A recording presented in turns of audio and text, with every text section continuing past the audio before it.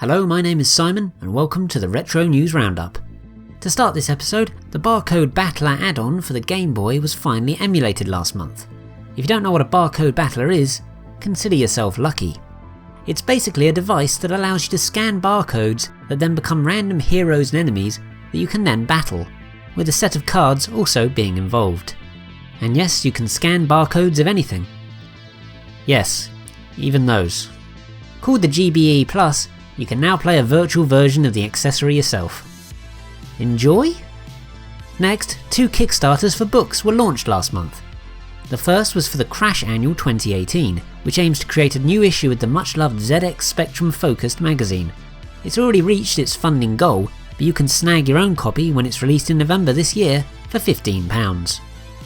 The second is for a tome called Games for Atari, 1977 to 1995.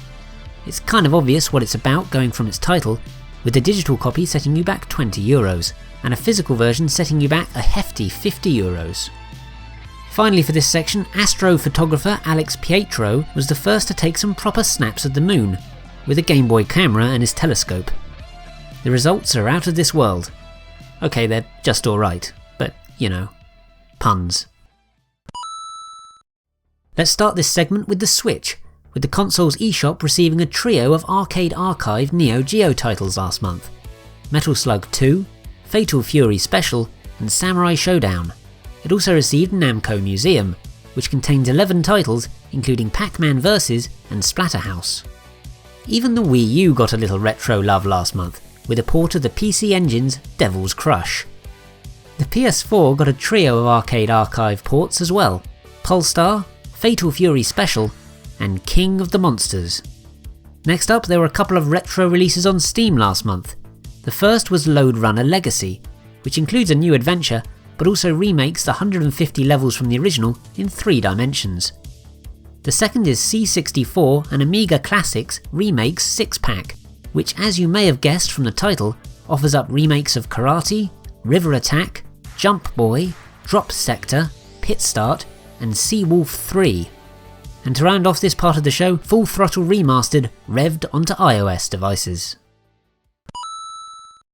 Not too much to report for this section this month, but Hyperkin did release a retro-style mouse for the SNES, so you can now play games such as Mario Paint without having to rely on the ancient model released by Nintendo back in 1992. You can buy one for $20 US. Other than that, some more pictures of the Ataribox were released in July, but sadly not much about what the system will actually do. We've only got spiel like the following to go on at the moment. Our objective is to create a new product that stays true to our heritage while appealing to both old and new fans of Atari. Stay tuned for more developments on this console, as I'll be sure to keep my finger on the pulse. Just for you. The ZX Spectrum is still going strong, with 4 new homebrew games released for the system last month. They included The Adventures of Jane Jelly, Break/Space, Sorceress, and Roboprobe 48. The console also got a physical release of the previously online-only Robot 1 in the Ship of Doom, with a tape costing you £6.99. Moving on, there were a couple of free-to-download homebrew titles last month: Legend of the Lost Catacombs for the Commodore VIC-20 and Vaultman 2 on the Commodore 64. Then there are a load of games you actually have to pay for. Paying for games. Madness. They include Lumberjack Reloaded on the Amiga, which costs €11, Ghost for the MSX, which will set you back €25, and Switchblade on the Atari Jaguar, with that having a price tag of $60 US. And to round off this section, a load of games were re-released on the Atari Age website, including titles for the Atari 2600, 5200 and 7800. Highlights include Scramble and Panky the Panda. A full list can be found by following the link in this video's description, with prices ranging from $40 to $55 US. First up for this segment on rediscovered games is that the prototype of Rayman on the SNES, teased last year, was made available to download online last month. It's not complete, but I don't think I'm going out on a limb to say that it's interesting to see how the game would have looked running on 16-bit hardware.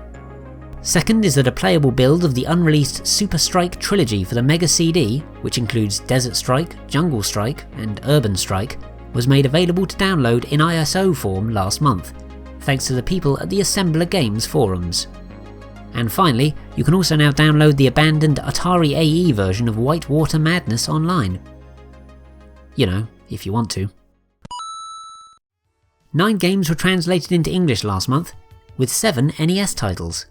The games translated for the 8-bit system include Flowers in the Mirror, Mahjong, Monster Party, Puss in Boots Around the World in 80 Days, Modern Shogi Naitu 9 Dan Shugi Secret, Murder on the Mississippi, and Tunnel War. The 2 non-NES games were CRW Metal Jacket on the PC-98 and Sin and Punishment, Successor of the Earth for the N64. That's all for this month then, but thanks so much for watching. Please do like this video if you can, as well as sharing it with anyone you think would find it interesting. I'll also do a video on why I haven't created much on this channel for you very soon, if you're interested. I've set up a channel for vlogging, and here's a link to that channel. So until next time, bye for now. I will eliminate you.